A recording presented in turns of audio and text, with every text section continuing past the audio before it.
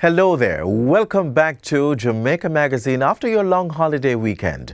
I do hope you labored at home and planted at least one cash crop. By September, you could be reaping for your dinner pot. If you didn't get a chance on Monday, you can still create that backyard garden at home, in flower pots, by the side of your fence, or even in tires. Let's grow what we eat. I'm Adrian Atkinson, your host for today's show. Stay with us. There's so much more to learn and know. Is your facility approved for COVID-19 testing?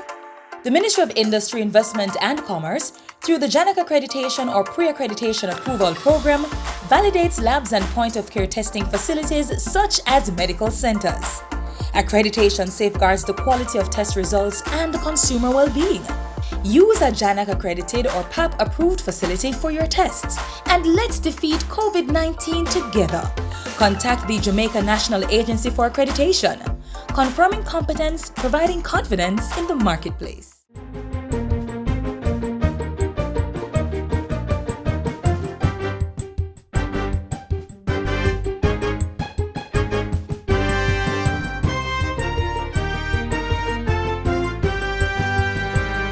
Good day, I'm Lorraine Mendez, and this is your JIS News for Tuesday, May 25. The second city of Montego Bay now has its own free park. The $1.3 billion Harmony Beach Park was officially opened on Friday.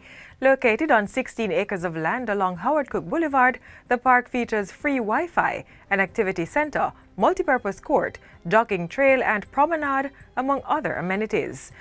Prime Minister Andrew Holness, who opened the park, says it represents the future of urban development in Jamaica. It embodies where we're going in terms of urban planning and the commitment of the government of Jamaica to introduce more green spaces in our communities. Green spaces promote healthy lifestyles and improve the health and wellness of residents. Harmony Beach Park is a collaboration involving the Urban Development Corporation, the Inter-American Development Bank, the Ministry of Economic Growth and Job Creation, and the St. James Municipal Corporation.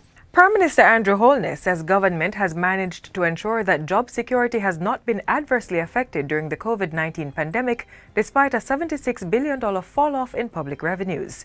He says a critical response measure has been the $20 billion Comprehensive Care Program. The Prime Minister adds that the more recent rollout of the $60 billion Social and Economic Recovery and Vaccination for Jamaica SERVE program will provide jobs and the foundation for the country's economic recovery.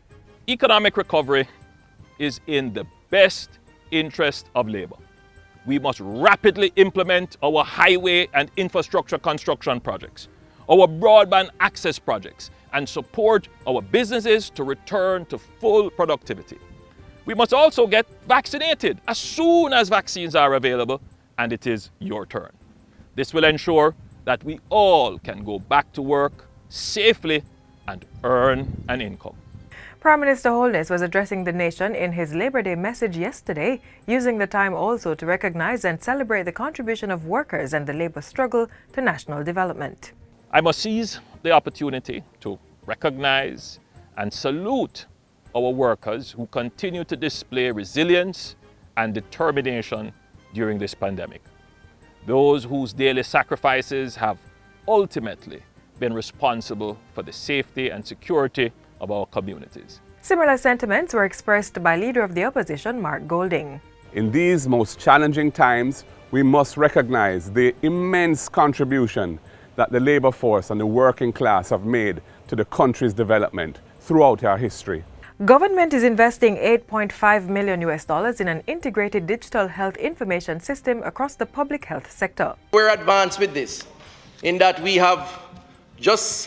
we're just about to sign a contract through the government procurement process with a provider to install the hardware, the networking of the institutions. We're starting with 3 hospitals and 9 or 12 health centers. We're linking the hospitals to the health centers within that particular area.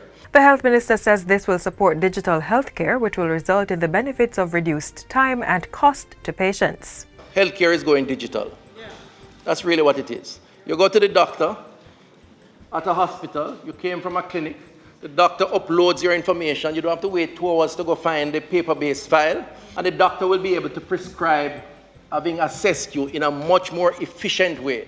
Dr. Tofton was making his contribution to the sectoral debate recently. He also announced that a multi-stakeholder National Health Information System Committee has been formed. And the Health Ministry is in the process of identifying a vendor to gradually roll out home care and telemedicine. Cabinet has approved a public-private partnership that will allow the National Water Commission, the NWC, to increase its storage capacity to meet the demand for the corporate area. The arrangement is for 25 years and includes Vinci Construction Grants projects, Epley Limited and Jamaica Producers Group Limited. The agreement is to design, finance, construct, own, operate, and transfer 15 million imperial gallons of water per day to the water treatment plant in Content, St. Catherine. The Information Minister gave the update during last week's post-cabinet press briefing. The country's garbage collection bill in the last fiscal year was approximately $1.9 billion. Local Government Minister Desmond McKenzie says the National Solid Waste Management Authority NSWMA collected 1,014,000 tons of waste in the 2020-2021 financial year. He made the statements during his sectoral presentation in Parliament. As a result of the ongoing sensitization about proper containment of waste and commercial waste, commercial compliance is at 86%. Residential compliance is at a high of 94%. He adds that the NSWMA mobile app has been reaping success in locating illegal dump sites, as more than 110 notifications and images were submitted identifying these sites. Minister McKenzie says the mobile app has also allowed the NSWMA to establish an aggressive 24 to 48-hour response time for notifications received about delayed garbage collection. And finally, the National Fisheries Authority, NFA, is developing a new registration and licensing system for fishers, fish farmers, and other stakeholders. The system aims to make the interaction process with relevant stakeholders more efficient and targets compliance of up to 80% over 3 years. The new system, which is slated for completion in 2023, will be financed by a $1.2 million loan from the Inter-American Development Bank to the Ministry of Finance's Transformation Implementation Unit. This new system will allow any fisher, any fish farmer to anywhere, anytime, using their cell phone to register to become a part of the National Fisheries Authority. Meanwhile, the NFA will be developing a national assessment program that will include an island-wide reef fish survey covering parrotfish and other important herbivores. The survey, Madam Speaker, will provide us with the data that will aid in determining the diversity and the abundance of these species, and will facilitate the implementation of an ecosystem-based approach to sustainable management of fisheries. The Agriculture Minister says regulations will also be introduced to govern and restrict the use of beach signs and trawl nets and establish proper guidelines for their production and use. And that's it for JIS News Today. I'm Lorraine Mendez. Thanks for watching.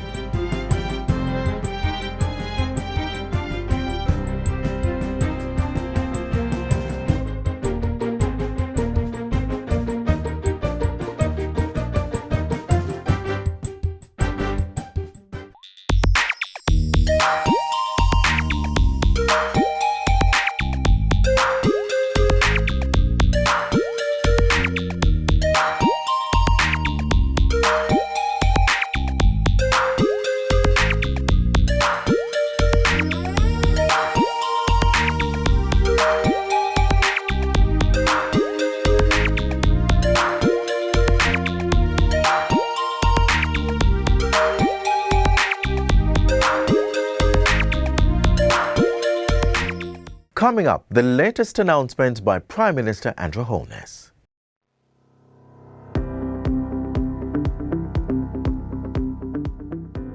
Salt Spring Primary and Junior High School students get learning devices. National Social Housing Program issues latest dwelling, and Harmony Beach Park opens. You're watching Jamaica House Weekly. I'm Anthony Morgan.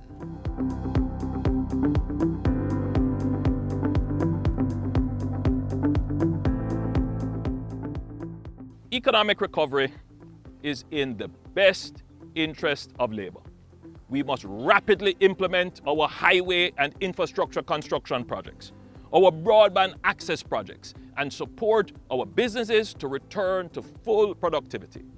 We must also get vaccinated as soon as vaccines are available and it is your turn. This will ensure that we all can go back to work safely and earn an income. Prime Minister Andrew Holness as he delivered his Workers' Week and Labor Day address on Monday. He says government will be spending funds on rural farm roads to boost agricultural production and employment. Money will also be spent on vulnerable groups, micro, small and medium-sized enterprises and health resources. While he used his Labor Day message to commend the efforts of the island's workers, Mr. Holness also encouraged Jamaicans to get creative and carry out activities around their homes. I invite us to focus on cleaning up and beautifying our homes and surroundings. Last week, the Prime Minister was in St. James. On Friday, he distributed 36 tablets to students of Salt Spring Primary and Junior High. The school also received a laser printer. Prime Minister Holness urged parents and guardians to properly supervise the online activities of their children. Ensure that they are using these devices for the purpose for which they were given, which is to help them to access information through the internet that will advance their education. So far, 123,000 of the 500,000 students targeted have received learning devices. While in Salt Spring, the Prime Minister delivered a 3-bedroom house to a family of 10. The $9 million home was built under the National Social Housing Program. The house is free to you. You're not going to pay anything for it. But the house is not free. The house is paid for by taxpayers' resources. So you have an obligation, Julie, to take care of the house. To ensure that the surroundings are kept clean, that if anything breaks, you fix it as quickly as possible, and that you become an ambassador, not just for the program, but for transformation. As of May 7, 29 housing units have been completed under the program, with 15 currently under construction and slated for completion in July. Friday evening, Prime Minister Holness was in the second city opening the Harmony Beach Park. This is really the people's park. The people named it. It is your park, and it is free for you to access. The $1.3 billion park was developed by the Urban Development Corporation with funding from the Tourism Enhancement Fund, the IDB, and the Ministry of Economic Growth and Job Creation. The 16-acre public beach park offers free Wi-Fi, an activity center, jogging trail, a promenade, and a multipurpose court, among other amenities. Harmony Beach Park represents the future of urban development in Jamaica. It embodies where we're going in terms of urban planning and the commitment of the government of Jamaica to introduce more green spaces in our communities. Harmony Beach Park opens to the public from 6 a.m. to 6 p.m. Mondays to Fridays, 6 a.m. to 4 p.m. on Saturdays, and 6 a.m. to noon on Sundays, which is in keeping with the COVID-19 protocols. The park offers paid parking at a cost of $200 per hour or $700 per day. And word came Saturday that an official memorial service had been accorded to the late former government minister, Senator and Member of Parliament, Ambassador Anthony Johnson. Ambassador Johnson died on April 28 at age 82 after a period of illness. The official memorial service will take place this Thursday, May 27 at 10:30 a.m. at the St. Augustine Chapel on North Street in Kingston. The service will be carried out in keeping with the COVID-19 measures laid out in the Disaster Risk Management Act. Ambassador Johnson's ashes will not be present at the chapel. A private interment will take place at a later date at the Providence Methodist Church. Condolence books have been opened online at the Houses of Parliament and the Ministry of Foreign Affairs and Foreign Trade. The live stream for Thursday's official memorial service will be available on the JIS's website, PBCJ, and other government social media platforms. And that's it for Jamaica House Weekly. Be sure to join us next time for more of the news stories coming out of the office of the Prime Minister.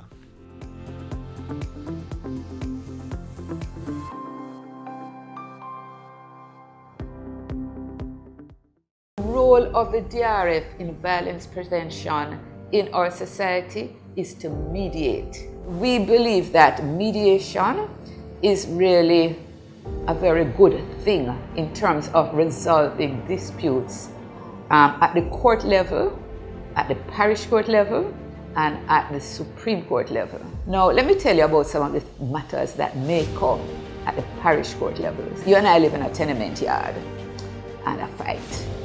We report the matter to the police, it goes to court. The judge may say, well, you know, you are just probably a teenager. Go to mediation and see if you can get a settlement.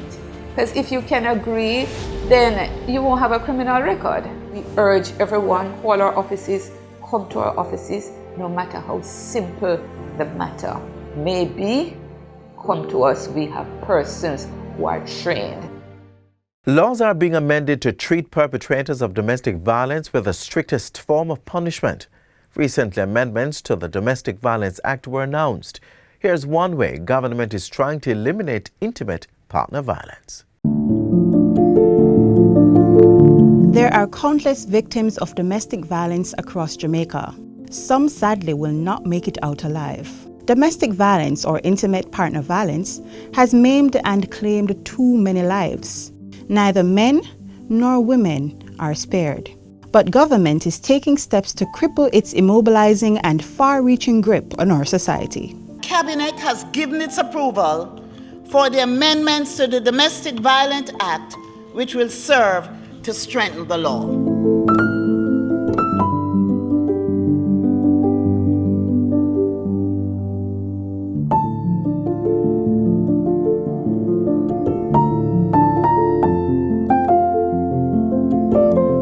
According to the United Nations, domestic violence is a pattern of behavior in any relationship that is used to gain or maintain power and control over an intimate partner. It is any physical, sexual, emotional, economic, or psychological action or threat of actions that influence another person. One of the amendments to be made to the Domestic Violence Act is the inclusion of a comprehensive definition of the term. The definition will make clear that domestic violence is not only physical, but also psychological, emotional, and sexual, and may occur in situations where intimate images are exposed to inflict harm on a person, among other situations. Another legislative change will be the expansion of the category of people who will be allowed to apply for protection orders on behalf of an abused person.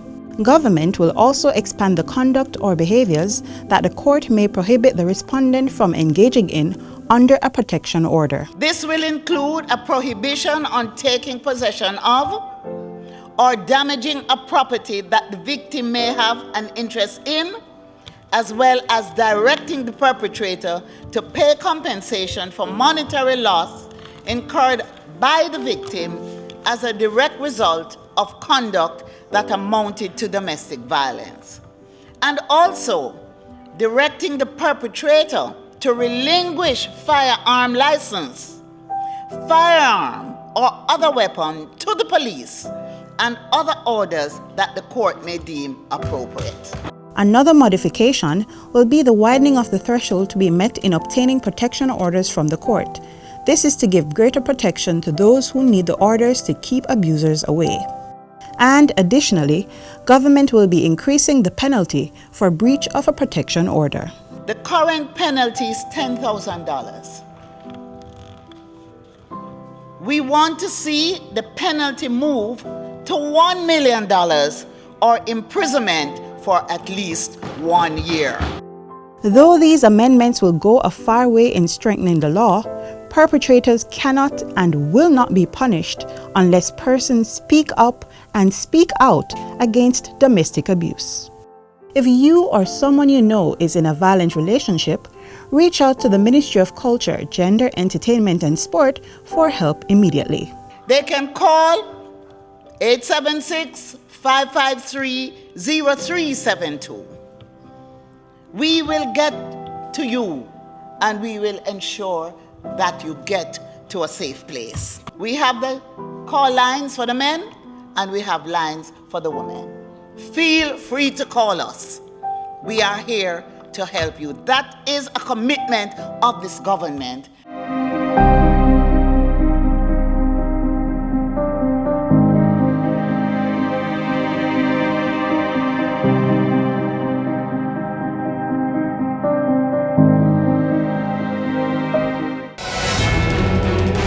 Concerned about uncollected garbage at home?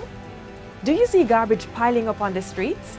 Then report it. Use the National Solid Waste Management Authority's mobile app to report instances of littering, illegal dumping, and uncollected garbage. From anywhere and at any time, be an environment warden by informing the authority of unsightly solid waste. You will be notified when your report has been received by the NSWMA, as well as when the matter is resolved. Download the app from the iOS or Android app stores by typing in NSWMA. Play your part, as Jamaica's beauty is everybody's duty. The initiative is fairly good because at the moment currently we don't have enough disposals in Bethel Street. So I find the initiative very good and I do appreciate it, and I would like to say thanks very much, and I look forward to seeing other great things from the company.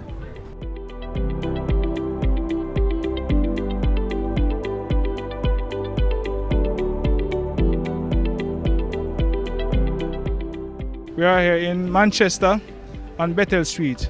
We have launched a program called Drum at the Gate. The purpose of this program is to encourage residents that it's important for them to containerize their garbage properly. In this community, we issued 80 bins today, and I just want to thank the Grace Kennedy and the EdgeChem group that would have partnered with us to donate drums. We are issuing drums to residents so that they can containerize their garbage properly and to reduce the time it takes for our workers to be held in the environment cleaning garbage. We expect to see greater efficiency and turnaround time when we have residents containerizing garbage in these densely populated areas. So the residents are happy for this initiative, and we expect to replicate same across the island. We'll do it in phases. We only start in Mandeville today, but there are a number of communities that we'll be doing. This project is the safety of our workers. Just recently, one of our sanitation workers, they were putting together the garbage in Clarendon, and an eagle took him recently. Now we are saying that we want to ensure the safety of our workers. Number two, we want to ensure that our schedule, they are completed on a timely basis. So the time it takes us to pull the garbage together and to pack it up, put it in the truck, we are losing time. When the garbage is thrown all over the place, it creates an awful sight and damages the aesthetic of the community.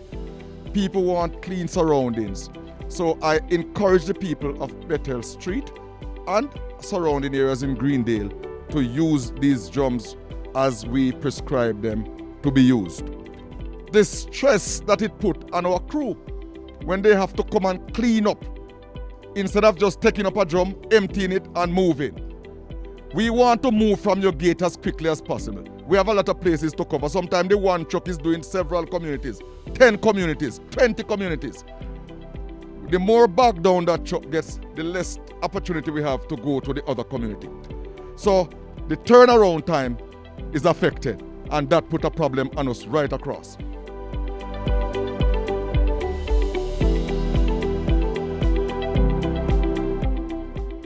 So we're giving you a drum, and we plan to come for the drum every Wednesday. We'll come for the drum.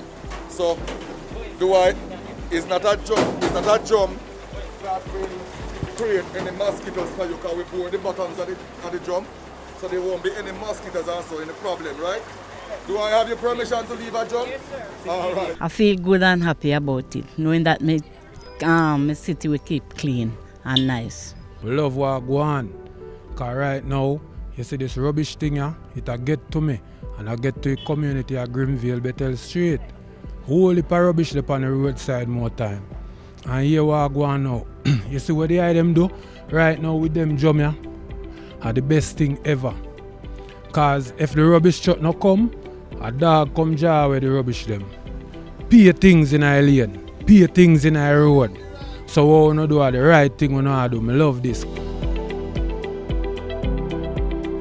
If a man see a place clean, he think twice. But if he come and he see 3 bottles throw down there, him not think twice again, you know. He believes he can throw it back there. So it creates a dump. When the rain falls, the water, when naturally I run and I look somewhere to go, carry the bottle with it. When it go down in that level there is a little area where the water go through. But the buckle too big to go through, so the buckle stop. And then it creates a blockage. When the water get blocked up, because of how water behave, the water rise and people place flood out. Sometimes the couple drinks bottle, and the couple food box, and the couple juice box that cause a major flooding because it block up a waterway. And me and your neighbor get flood out.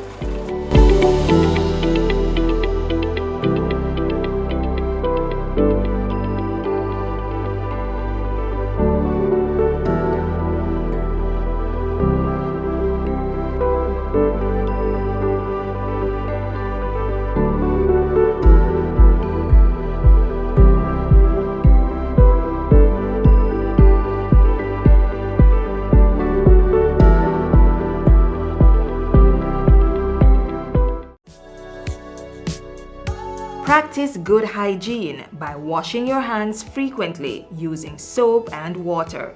Here's how you should do it while conserving water.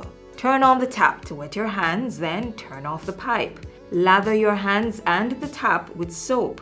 Turn on the tap and wash your hands, back, front, and in between fingers. Use some of the water to wash off the tap, then turn it off. Dry your hands with disposable hand towels. If you don't have running water, use a hand rub containing 62% or more alcohol. If hand sanitizers are not available, rubbing alcohol, Dettol, white rum, or household bleach will do the trick. And if all else fails, let hand washing and the handling of potable water be a two-person event. Each person will take turns pouring and washing hands with sitting water. Now is a good time to consider installing a tap on your containers to reduce the risk of water contamination. Faucets can be easily attached to drums, buckets, or 5-gallon water bottles. And to ensure that the outside of the containers are clean when recapping, disinfect it with hand rub containing alcohol that's 62% or more.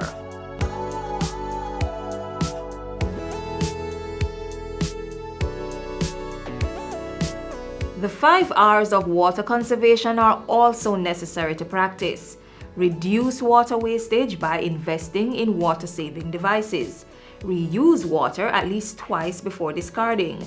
Replace leaking pipes, faucets, and other plumbing equipment. Recycle wastewater and use it for gardening, car washing, or cleaning of public spaces. And reclaim water through rainwater harvesting. We all must play our part to ensure there's water to combat the coronavirus and stave off prolonged drought.